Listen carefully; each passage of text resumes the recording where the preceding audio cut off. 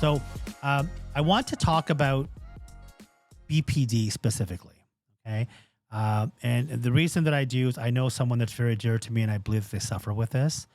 And I know how destructive it can be, where first the person who's suffering with it destroys them. And the ones who are around them pretty much are caught in the line of fire.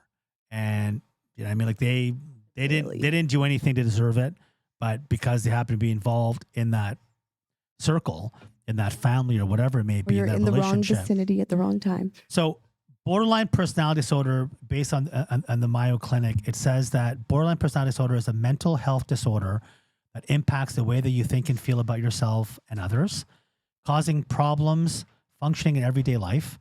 It includes self-image issues, difficulty managing emotions and behavior. I call it not being able to regulate your emotions, and a pattern of unstable relationships. With borderline personality disorder, you have an intense fear of abandonment or instability, and you have difficulty tolerating being alone. Yep. Yet, inappropriate anger, impulsiveness, and frequent mood swings may push others away, even though you want to have loving and lasting relationships.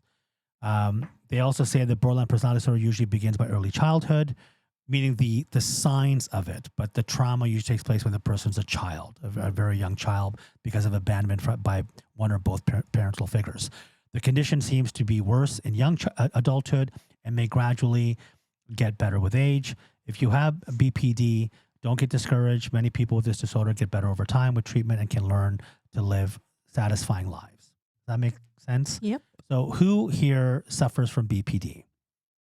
Okay, so we have Luma and we have Fiona. So, Luma, we talked about this before, right? Yeah. And I want both of you to kind of tell me, at what age did you realize that something was wrong? Not that you were diagnosed. What age and what caused you to realize that?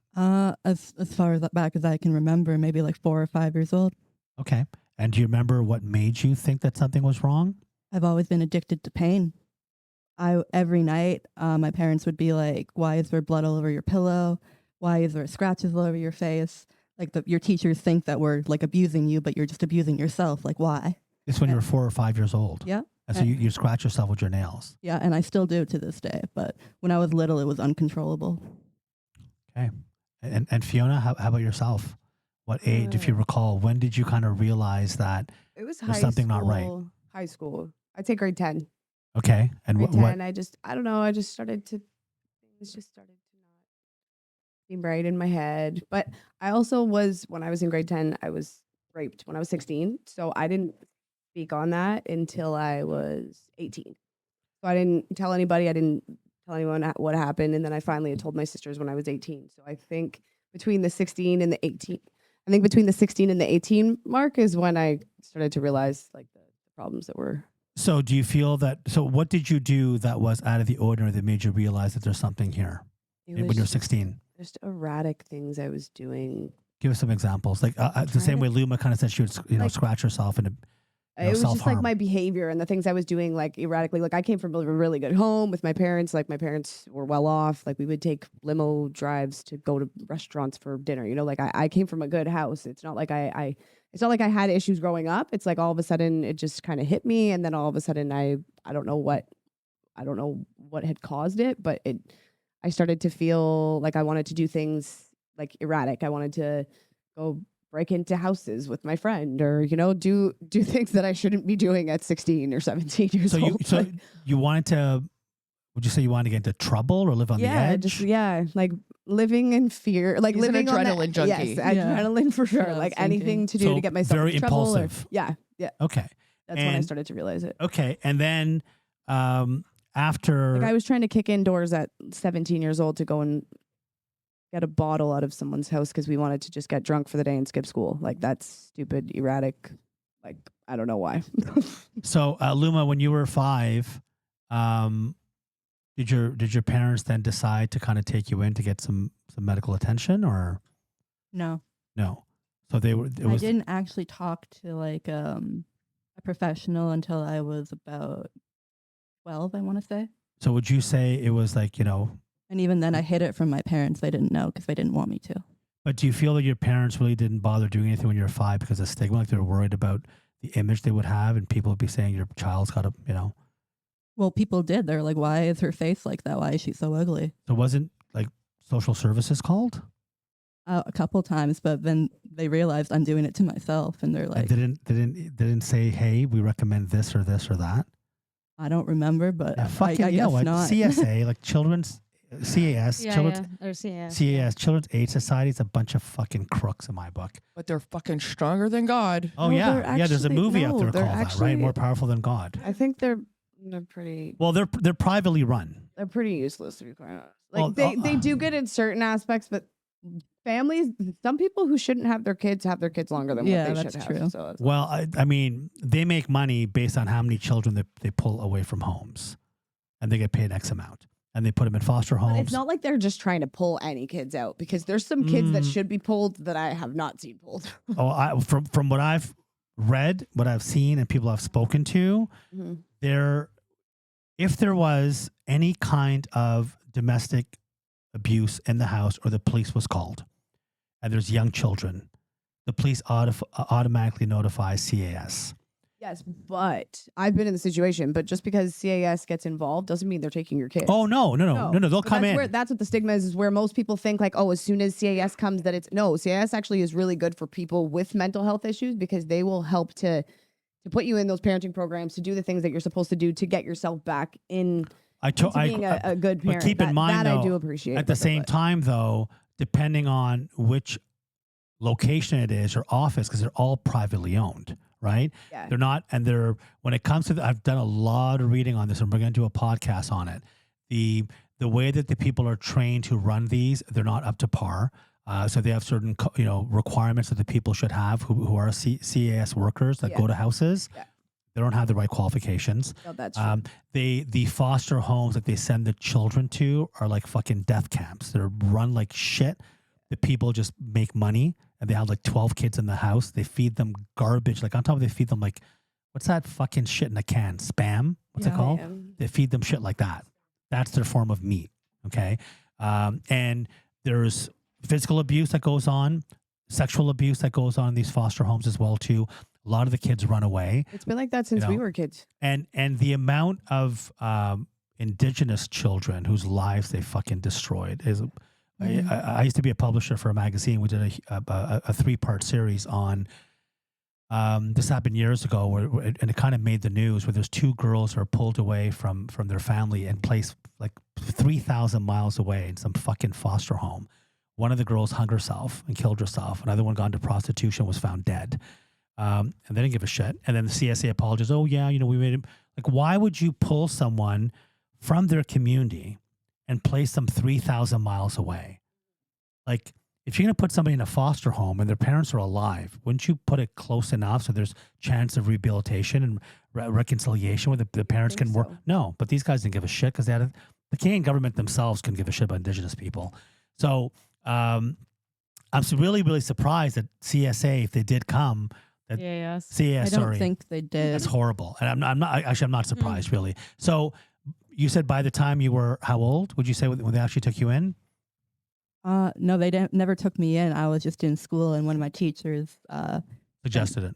Yeah, they had for all the girls that were getting bullied, they like once a week at lunch we would just get together, and like a therapist would come in and talk to us and boost our confidence.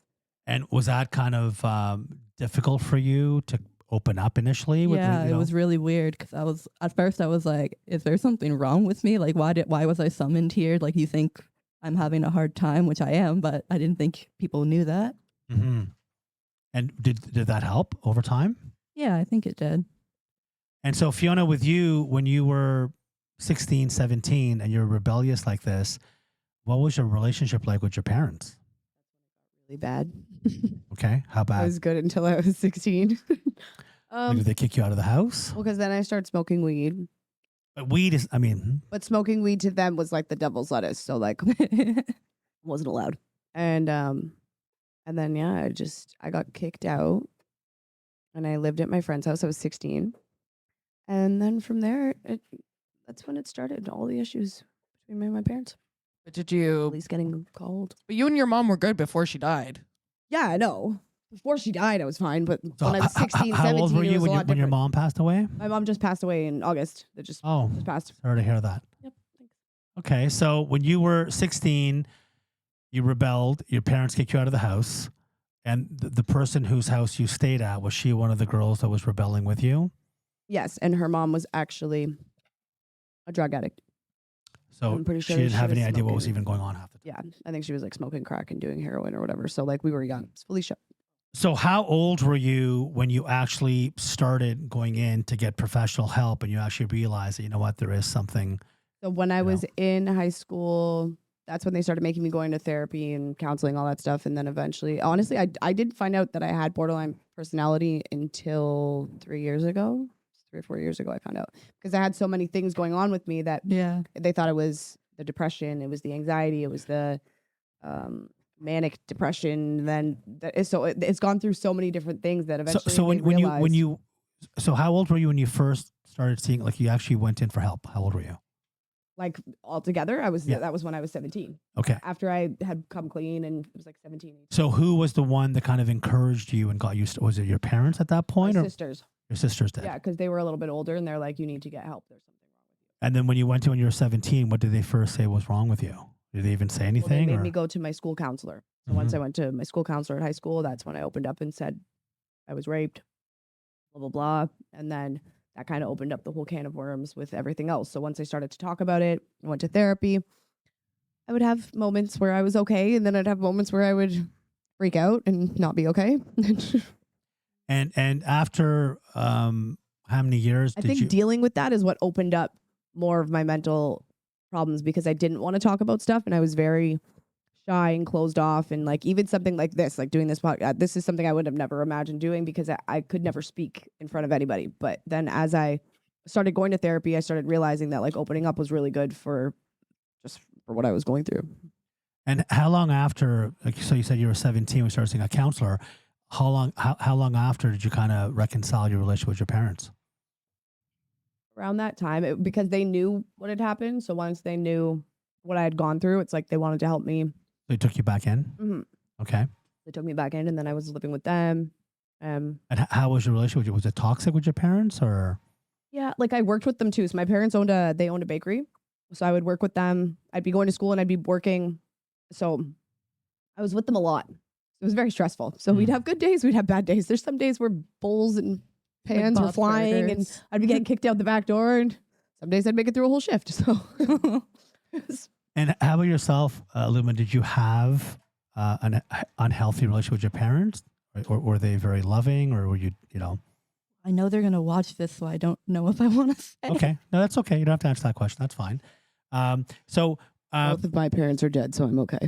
Did you? Yeah, if only that's what I would admit it. Fiona, did you at any time like have people around you who kind of like were trying to diagnose you themselves, said, "Hey, you got BPD or you've got NPD"? I had a lot of people telling me that I had a lot of things wrong with me. Bipolar was number one. Everybody thought I was bipolar for sure. For me, it was OCD. Okay. And I don't even think I have it. People just assumed I did because I was like so stubborn about certain things, like always having to sit in the same place every day. Like, I don't know if that's actually OCD. I know that. Like, people would tell me that though. So part of me like thought maybe I do, but no, I don't. Okay. I have signs of it, but I don't actually suffer with it where it actually interferes with my life. It just irks me in my head if things aren't even. And Fiona, once you did realize that you had BPD, were they able to get you to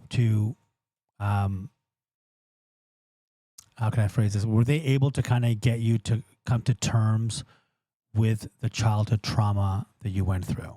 Or was this related to the grape situation that you went through? I have no idea that's where the problem is, that I don't know where it came from. So they're not able to identify the trauma. No. But I also haven't really had enough like in-depth therapy. It's just like I've had enough for them to know that, okay, you have borderline personality disorder, but we don't know where you got it.